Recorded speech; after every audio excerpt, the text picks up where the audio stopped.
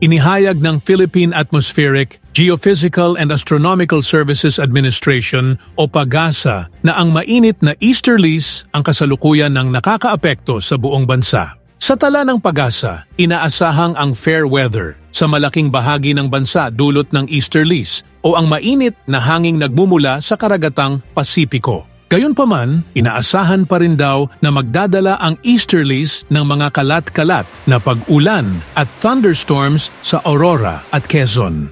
Ayon sa PAGASA, posible ang pagbaha o pagguho ng lupa sa mga nasabing lugar tuwing magkakaroon ng malalakas na pag-ulan. Samantala, inaasahan ding magdadala ang easterlies ng isolated rain showers o thunderstorms sa Metro Manila at mga natitirang bahagi ng bansa. Kaya pinag-iingat ng PAGASA ang mga residente sa nasabing lugar sa posibleng pagbaha o pagguho ng lupa tuwing magkakaroon ng malalakas na pag-ulan.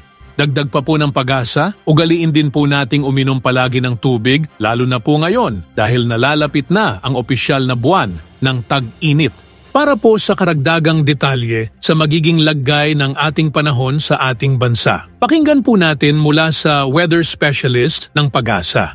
Na yung easterlies o yung hangin nagmumula sa karagatang Pasipiko ang siyang nakakaapekto ngayon sa ating bansa. Tuloy na nga humina itong amihan, bagamat inaasahan pa rin natin na next week posibleng magkaroon pa ng mga huling bugso ng northeast monsoon o amihan. Kumpara nga nitong mga nakaraang araw, mas nabawasan yung mga kaulapan dito sa ating bansa. Kaya generally fair weather sa malaking bahagi ng ating kapuluan, maliban na lamang sa mga usual natin na mga isolated o pulupulong mga pag-ulan, pagkidlat, pagkulog, mga isolated rain showers and thunderstorms. Samantala, malaki naman yung chance ng mga pag-ulan sa bahagi ng Aurora at Quezon, dulot ng easterlies. Posible po yung mga katamtaman, kung minsan ay malalakas sa mga pag-ulan, kaya iba yung pag-iingat sa mga potensyal na mga flash floods at landslides. Samantala, wala tayong minomonitor na anumang bagyo sa loob at labas ng Philippine Area of Responsibility. Muli po, yung buwan ng Marso ay isa sa mga buwan sa taon na kakaunti lang yung mga nabubuong bagyo o pumapasok din sa loob ng Philippine Area of Responsibility.